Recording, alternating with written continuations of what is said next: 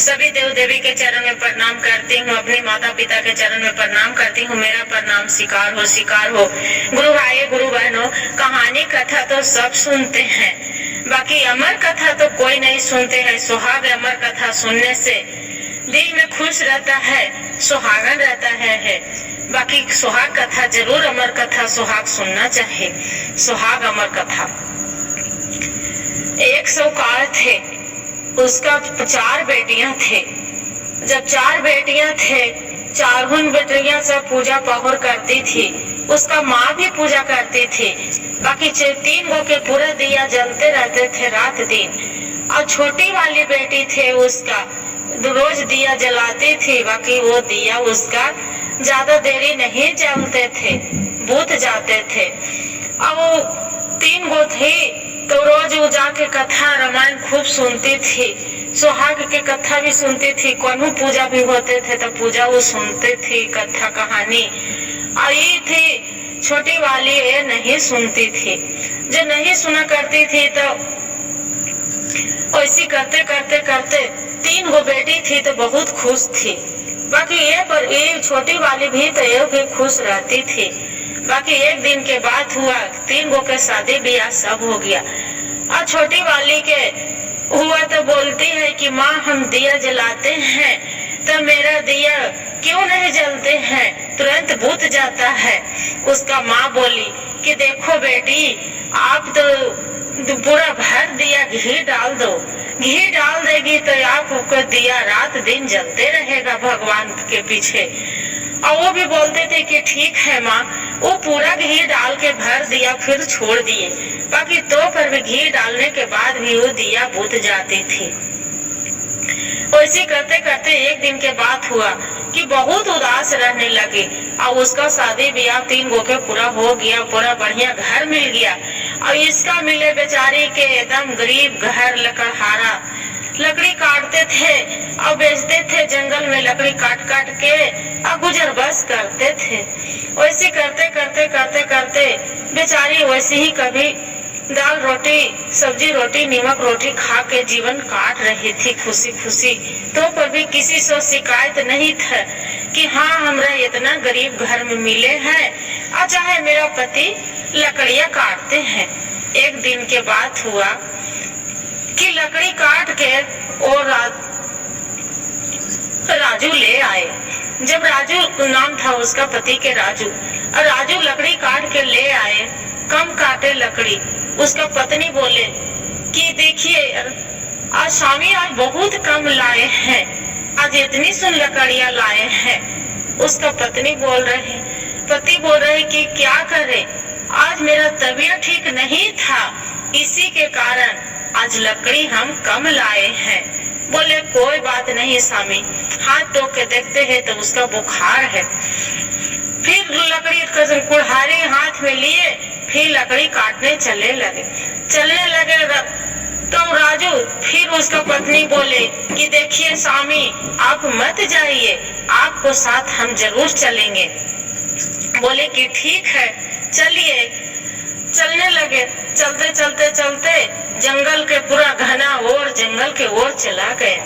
जब जंगल के ओर चला गया, जैसी लकड़ियां काटने की कोशिश किए, जैसी टांग चलाए, वैसे ही बेहोश होकर चक्कर खा के गिर गए जमीन पर। और जमीन पर गिर गए तो सुतनेखा नाम था। जो सुतनेखा नाम था तो वो खूब रोने गड़गड़ाने चिल्लाने लगी, अपना पति के झोर झाड़ के उठा रही है, गोद पर सुला के और पूरा रो रही है कि मेरा पति तो मेरा जीवन इनको चला गया, मैं कैसे गुजर बस करूंगी, कैसे 2 गो बच्चे के हम पालन पोषण करेंगे। वहां से वैसी गड़गड़ा ही रह रही है, रो रही है, अपना पति के पैर पर हाथ धर के सिर, और वैसी पूरा रो रही है। और जंगल में कोई भी चिल्ला रहा है बेचारी सुतनेखा कि कोई भी मदद करो, मेरा पति अब इस दुनिया में नहीं रहे, मेरा कोई मदद करे। कोई नहीं, जंगल के ओर कौन रहेगा, घना जंगल में नहीं बाघ न सियार, कुछ भी नहीं दिख रहा है। अब भगवान के जो मर्जी हुआ तो देखते हैं माता पार्वती और भोलेनाथ वहां से चल पड़े। जब चल पड़े तो देखते हैं कि चलो मदद करते हैं। उसका देखिए जंगल के वो रो रही है। कौन आके पूछते हैं कि बेटी किस लिए रो रहे हो, चली जाओ तो घर, छोड़ दो इसका।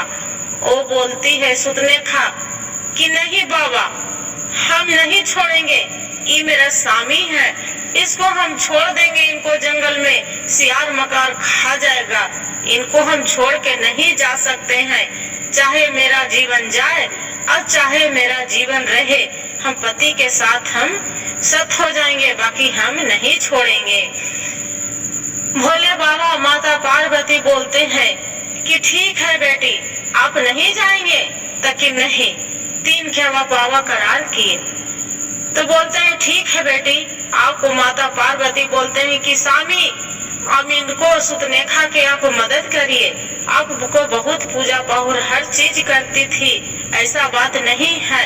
बाकी क्या हुआ, जो कथा नहीं सुने थे निदान निकल गए, तो इसका आप ही माफी करने वाले हैं। बोले भोलेनाथ के ठीक है पार्वती, आप जो कर रहे हैं तो जरूर करेंगे। कहा किए भोलेनाथ अमृत लोटा में कमंडल से जल निकाल के अमृत पर उसका मुंह पर मार दिए।